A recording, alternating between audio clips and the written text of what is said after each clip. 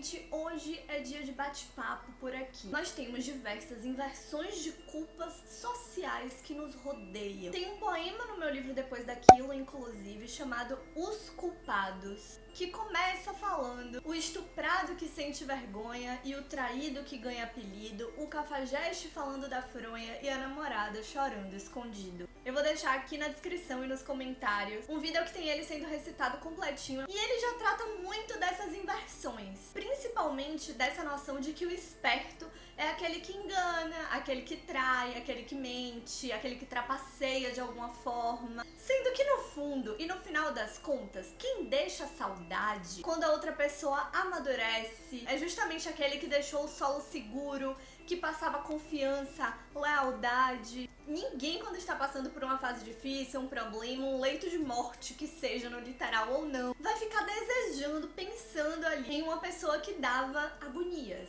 Até porque, como eu falo no meu livro, ir também é ficar. Uma ótima metáfora pro amor é andar de bicicleta. Principalmente porque não é sobre cair uma vez. É sobre a sensação de que grandes quedas não vão acontecer. Coisas grandiosas sempre vão requerer a sensação de solo seguro. Então, pra gente deixar uma imortalidade daquelas que as pessoas querem a gente de volta, o esperto não é aquele que engana, não é aquele que mente, não é aquele que trapaceia. Então essa é uma das inversões de culpas sociais que a gente tem e que aos poucos estão sendo quebradas. Eu vejo vários movimentos na internet falando de pessoas que traíram, enganaram e não as colocando mais como as espertonas. Pelo contrário. Mas hoje eu quero conversar com vocês sobre algumas outras inversões sociais que muitas vezes passam ali despercebidas porque a gente dá sentidos a certas palavras, sendo que na prática não deveria ser assim. Inclusive, meu próximo livro, O Não Precisa Ser Assim, vai trazer muito disso. E algumas dessas reflexões estão nele. Então vamos falar aqui de 5 coisas que nós deveríamos estar fazendo diferente, de uma outra maneira dentro da sociedade, na nossa vida pessoal. São coisas que a gente pode encaixar na vida profissional, que a gente pode encaixar nos relacionamentos amorosos e em vários outros pontos. A primeira coisa errada que nós estamos fazendo é achar que humildade é nunca se reconhecer como excelente. Tem gente que acha que humildade é não admitir quando se encara como bom em alguma coisa. Que é falar, imagina, claro que não, quando recebe um elogio. Que é se diminuir pra não parecer presunçoso, metido. Que é não vender o próprio peixe dentro de alguma conversa. Que é não se elogiar. E nada disso é humildade. Humildade é sobre a gente não rebaixar o outro. É sobre lembrar que todo mundo é gênio em algum aspecto e maduro em pontos que você pode não ser. Humildade é sobre recordar que sempre dá pra gente melhorar, aprender mais dentro de algum tema e evoluir. O que não significa deixar de apreciar ou de demonstrar o que já aprendeu e o que quer aprender mais. Humildade é levantar quem caiu e não cair junto, mas puxar pra cima, mostrando que você também consegue ficar de pé. Quem passa a ideia sempre de ser mediano, quando se entende como bom em algo, passa a ser mediano e a evoluir menos, o que já é o contrário de humildade. E é aí que a gente entra, inclusive, em um outro ponto, que é a importância de ser cara de pau. Ser cara de pau não significa ser inconveniente. Existe uma linha tênue aí, mas ela é fácil de entender. Porque a humildade elogia a si, reconhece a si, sem deixar de animar o outro. Então, se por exemplo, eu que sou escritora, estou em uma sala em que está acontecendo uma palestra de um outro escritor, de uma pessoa que é bacana pro meu networking, e aí eu levanto a mão em um momento de perguntas, faço minha pergunta e falo,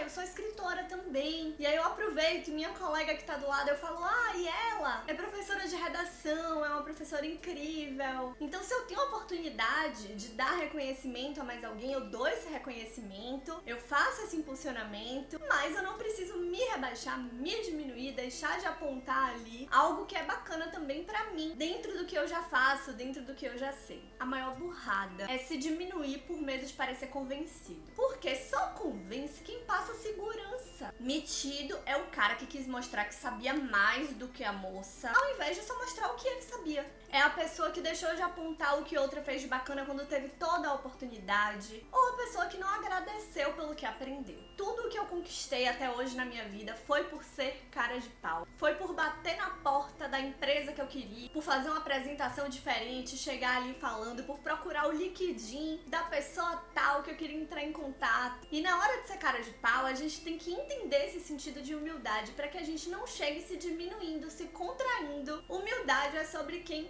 abraça. E pra abraçar, quanto mais esticado, quanto mais a gente se coloca pra cima, melhor. A gente levanta outros também. Na minha época de escola, eu sofri muito bullying por ser terrível em matemática. Eu travava quando a professora falava em tabuada, demorava muito para fazer cálculos. Realmente sempre tive um grande bloqueio. E eu sempre chorava quando recebia as provas de matemática, ou ficava em choque, ficava muito triste. E as pessoas, os colegas, acabavam vendo aquilo, acabavam sabendo a nota que eu tirei. E ninguém sabia as notas bacanas que eu tinha em outras matérias, ou os recados legais que os professores deixavam para mim elogiando nos finais das provas de redação, gramática, literatura, história, geografia. Então eu era muito vista pelo meu erro. O erro, que na verdade não era exatamente erro, era simplesmente uma questão de facilidade em alguns pontos e não ter facilidade em outros. E eu era vista por aquilo, eu era definida por eles por aquilo. E eles não sabiam de muitos outros pontos sobre mim. Até que, quando eu mudei de escola, os professores começaram a me incentivar muito. Aconteceu toda a história, que eu não sei se vocês sabem, mas eu vou contar em um vídeo de curiosidades, sobre como eu comecei a lançar meus livros.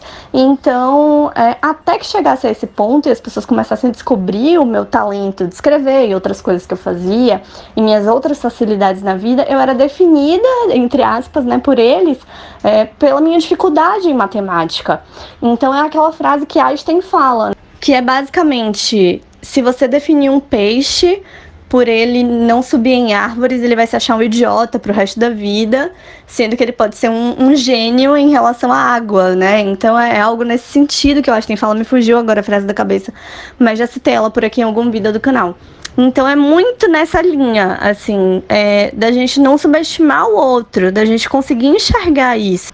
Humildade é a gente entender esse lado de cada um e do nosso próprio também, de que a gente pode ter muita facilidade em algumas coisas, óbvio que a gente não deve deixar de aprender outras, mas isso não significa que a gente tem que diminuir nossos próprios talentos ou ficar subestimando o outro por alguma dificuldade que ele tem. E quantas pessoas que sofriam algum tipo de bullying parecido poderiam se sentir mais fortes, inspiradas, melhores, se eu mostrasse que eu era boa em outras coisas e fizesse com que os colegas entendessem que não deveriam subestimar outras pessoas em geral, assim. Então, isso poderia fazer com que outros bullying fossem cessados ou que outras pessoas passassem a mostrar outros lados positivos de si. Um ciclo, em geral, poderia ter se iniciado ali se eu levantasse minha voz sobre outras coisas nas quais eu era boa. Não que algo justifique o que acontecia, o bullying que acontecia, nem que algo devesse acontecer para que aquilo fosse cessado de fato, porque tem que ser cessado sem precisar que algo aconteça.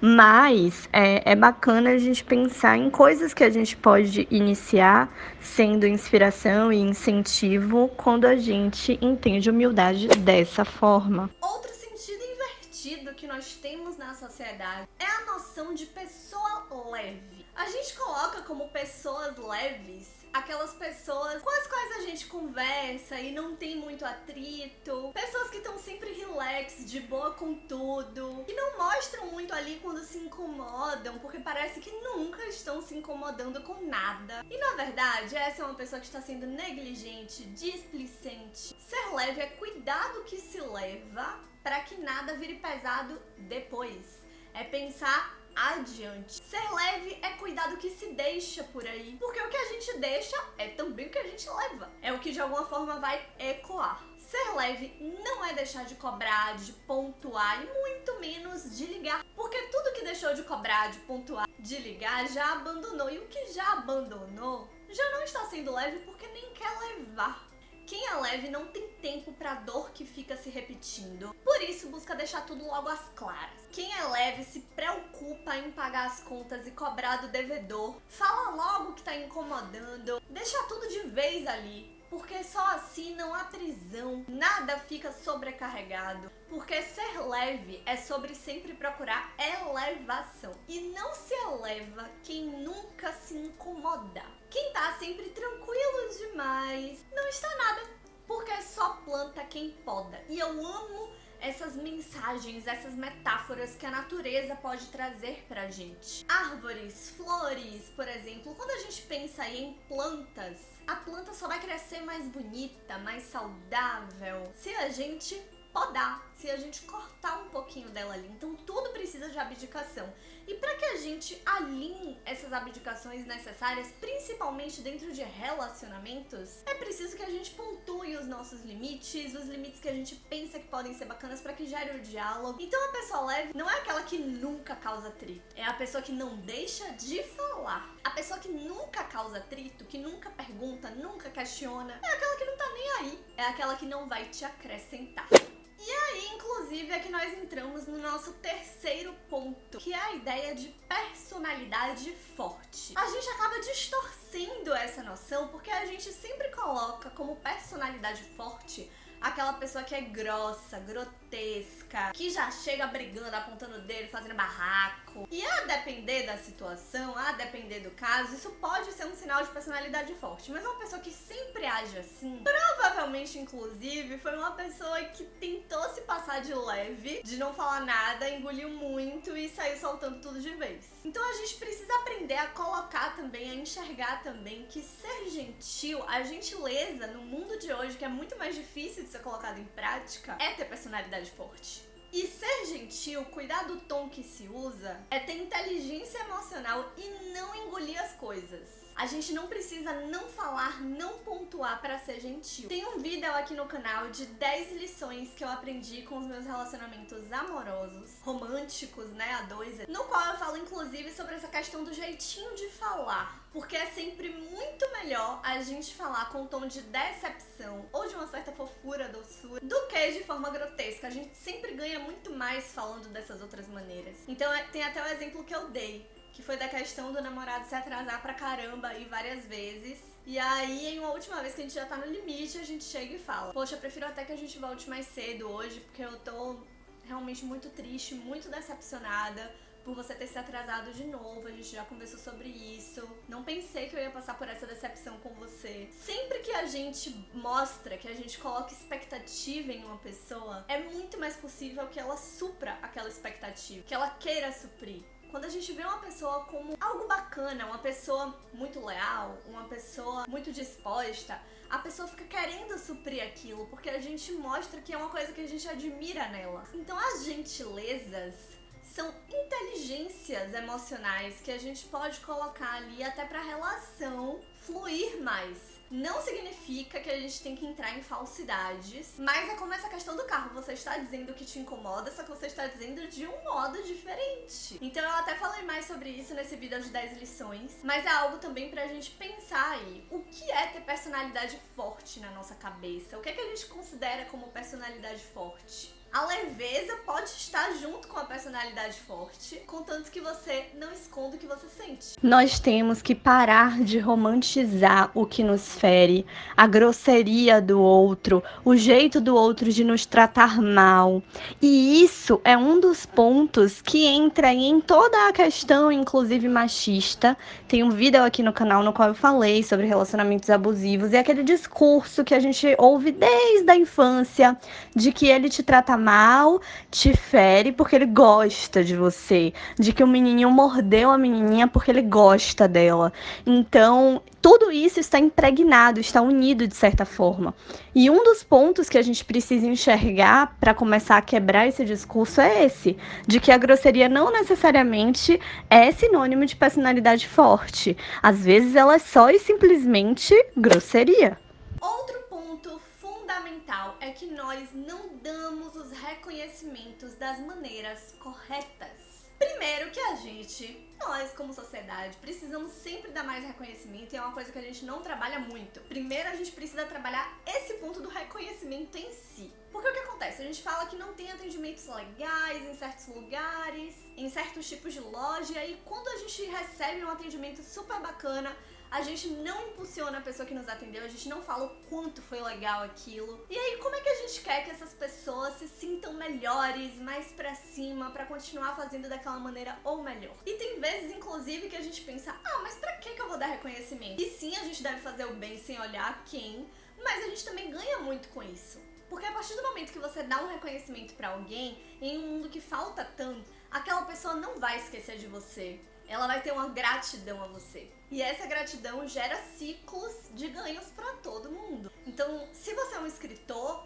um artista, e você tá aí reclamando que falta espaço, que falta divulgação, divulga um outro artista. Ele pode acabar te divulgando, ou outros artistas vão ver que você divulga artistas e vão querer se aproximar. Isso vai gerando um ciclo de divulgações, de networking. Então, toda essa questão de dar reconhecimento, não só na sua própria área, mas você sendo, sei lá, você curte ilustração e você divulga um ilustrador, ele pode se encantar por um outro trabalho que você faz, ou ter você como um seguidor ali que ele nunca vai esquecer, que ele vai falar quando ele for falar dos seguidores. Então, assim, toda essa questão, todo esse ciclo gera pontos positivos pra todo mundo, não tem como perder. E nem adianta pensar, não foi mais que a obrigação, não vou falar nada. Porque dá pra gente pegar um exemplo simples. Se uma criança, por exemplo, tirar uma nota super alta na escola, foi empolgada lá mostrar pros pais, e os pais falarem, não fez mais que sua obrigação. Você acha que essa criança vai ter aquele gás de se esforçar pra tirar outra nota desse tipo? Interação e troca de reconhecimento, inclusive, é a maior forma hoje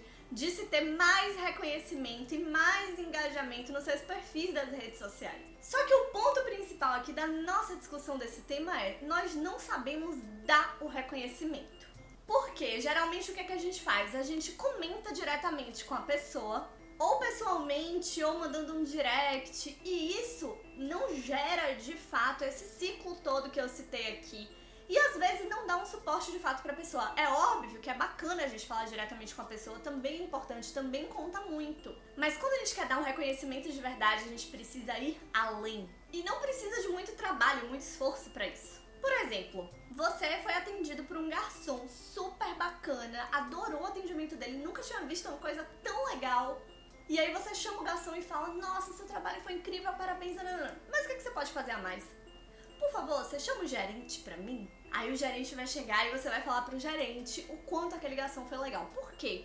Porque o gerente é aquela pessoa que pode dar algo através desse reconhecimento que foi recebido. É a pessoa que pode dar um aumento, é a pessoa que pode subir o garçom de cargo, é a pessoa que pode falar pro dono da loja, é a pessoa que... Então, inclusive, é até melhor chamar o dono da loja, que você já fala diretamente se ele estiver lá no restaurante, no lugar.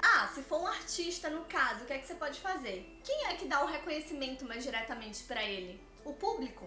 Então, compartilhar, botar nos stories em algum lugar ou mandar para pessoas que vocês sabem que gostam disso, que vão dar algo diretamente a ele. Ou mais público, ou uma compra de alguma arte dele. Então, pra gente dar o reconhecimento de fato que a gente quer dar, a gente sempre precisa pensar pra qual outra pessoa eu posso passar isso que vai fazer algo com esse reconhecimento.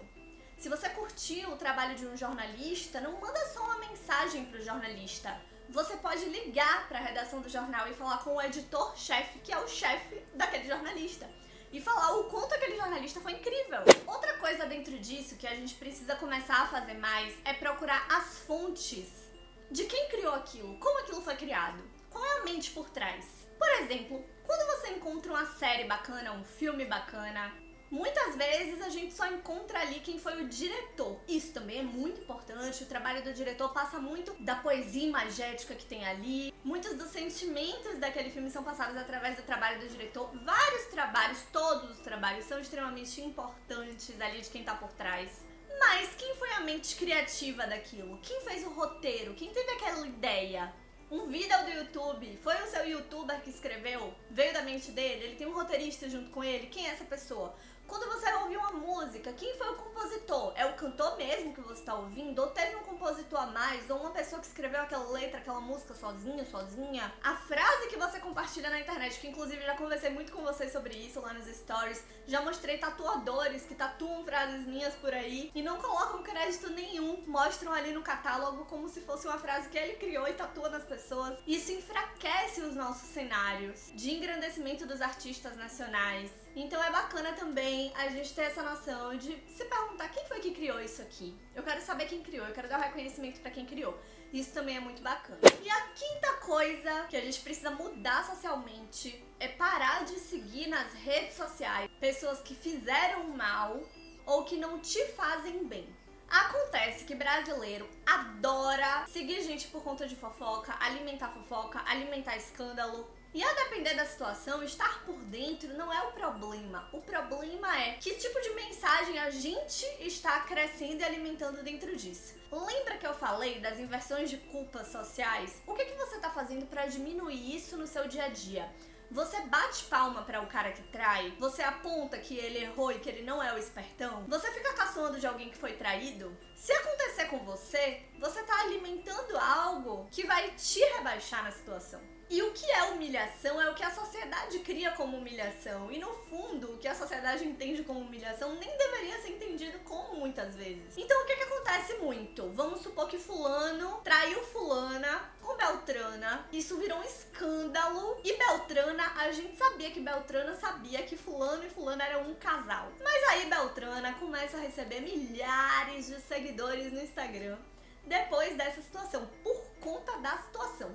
O que Beltrana faz pra você seguir ela além dessa situação? Ela tem um conteúdo incrível, ela tá ajudando pessoas de alguma maneira, ela tá te ajudando, incrementando algo bacana na sua vida? Ou você está dizendo, eu concordo com o que Beltrana fez, porque se a partir dessa situação você segue ela por conta dessa situação, você está dizendo que você concorda, você tá batendo palma pra ela. Você está ajudando a disseminar as inversões de culpas sociais. Então são pequenas atitudes assim que alargam essas noções, essas ideias, que acabam prejudicando todo mundo. Então, além de não seguir pessoas que fizeram algo mal, porque você tá dizendo que você concorda, a gente também tem que fazer uma limpa nas nossas redes sociais de tempos em tempos pra ver se a gente não tá seguindo pessoas que não nos fazem bem. Às vezes, tem gente que é legal, tem gente que tem um conteúdo bacana, que não é uma pessoa que tá disseminando mal pro mundo, ou que teve uma situação como Beltrana aí. E é óbvio que a gente tem que tomar cuidado com julgamentos, a gente também não pode falar, Beltrana é culpada, se a gente não sabe direito da situação, se a gente não sabe se aquilo realmente aconteceu. Mas tô falando assim de situações que são mais explícitas, né? Porque também a gente tem que tomar cuidado com a apuração, com fofoca que é só fofoca, que não tem embasamento. Então assim, tem coisas também que a gente não deve sair punindo gente sem ter certeza. E a gente também tem que tomar muito cuidado com esse tipo de punições. Muitas vezes a melhor punição da vida é seguir em frente, ou seja, parar de seguir aquela pessoa, viver ali sua vida, né, tirar aquilo, mostrar que você não concorda. Mas muitas vezes a gente segue pessoas que parecem ser bacanas e tal, e às vezes, muitas vezes são bacanas, mas são pessoas que nos fazem mal. Ou porque deixam uma pressão muito grande na gente de querer seguir um certo padrão estético, de querer alcançar uma determinada coisa que aquela pessoa tem, faz. É óbvio que a gente tem que seguir gente que nos inspira, que nos dá vontade de ser maiores e melhores, crescer, evoluir. Mas não precisa ser alguém que te faz se sentir menos capaz. Então se você segue alguém que você olha e sempre te dá aquela coisa de que você tá muito pra trás, de que você precisa alcançar uma coisa que às vezes nem tem a ver com você, às vezes você olha um corpo que você quer ter daquele jeito, só que não é parâmetro, e às vezes é Photoshop, e às vezes é um monte de coisa. É importante a gente lembrar que o formato do nosso corpo, o estilo da nossa vida, às vezes pode nos levar, sim, a um detalhe mais saudável que a gente pode alcançar, a um estilo mais bacana que a gente pode alcançar, mas não necessariamente vai ser encaixável em um outro tipo de corpo, em outro tipo de realidade, porque são corpos e realidades diferentes. Então, às vezes, você tem um formato de corpo que tem um pouco mais de cintura, que tem, enfim, e outra pessoa não tem aquele tipo de corpo. Existe um documentário de Taylor Swift, Miss Americana, na Netflix, no qual ela fala sobre isso, dizendo que é impossível alcançar o padrão, né, que é imposto ainda socialmente em relação a essa parte estética. Porque ela fala que quando ela estava muito magra, reclamavam que ela estava com pouca bunda. E quando ela passou a engordar um pouco mais, e inclusive se sentir mais saudável, já não falavam da bunda dela, porque ela ganhou bunda, mas falavam que ela tinha engordado um pouco mais. Então sempre há o que criticar, sempre vão achar o que criticar, porque é um padrão feito para não ser alcançado. E quando a gente se baseia muito no outro, a gente deixa de enxergar o estilo do nosso próprio corpo e como ele pode ser bonito sendo ele. E o estilo da nossa própria vida, porque a gente pode encaixar isso não só para a parte estética, mas às vezes o estilo de vida que a gente tem, às vezes a gente quer comparar a uma pessoa que mora em outro país. E o nosso país é diferente, não vai ter como encaixar aquele tipo de estilo de vida no nosso país ou na nossa cidade. Então, são pontos e pontos que a gente tem que entender que dá sim pra gente se inspirar, mas não dá pra gente se espelhar querendo ter algo totalmente igual, e muitas vezes é o que a gente acaba sentindo quando a gente tá acompanhando pessoas que acabam sendo tóxicas mesmo sem querer. Isso parece óbvio, mas a gente tem que se perguntar, eu fiz essa limpa nas minhas redes sociais nos últimos tempos? Eu realmente estou seguindo pessoas que eu vejo aqui, acompanho, que me fazem bem, que me fazem querer evoluir, mas que não me fazem querer me diminuir, ou que não são pessoas que eu estou seguindo acabando por compactuar com alguma mensagem social aí problemática. Então esse também é um ponto pra gente refletir. Tem várias outras coisas bacanas pra gente conversar sobre coisas que a gente pode estar fazendo errado no nosso dia a dia. Um dos pontos bacanas também é que a gente esquece de algumas coisas da infância que a gente colocava em prática, como ter um diário é tão importante, anotar coisas como a gente anotava antigamente. Então tem muita coisa bacana pra gente conversar, a gente sempre vai batendo mais papo por aqui, vou aprofundando esses outros temas depois, trazendo mais coisa legal pra gente discutir. Então continua por aqui e lá no IGTV, no Instagram, que também tem mais conteúdo, mais dicas de filmes, séries. Então me conta aqui nos comentários quais desses pontos você já coloca em prática ou nunca pensou em colocar, qual mais te impactou. O que é que você acha? Você discorda de algum detalhe? Quer trazer uma outra visão? Ou algo a mais que você pensou em relação a isso? Tem algum caso na sua vida nesse sentido, em relação a algum desses pontos que te tocou, que você lembrou? Conta aqui pra mim, vamos conversar. E um super beijo e até a próxima!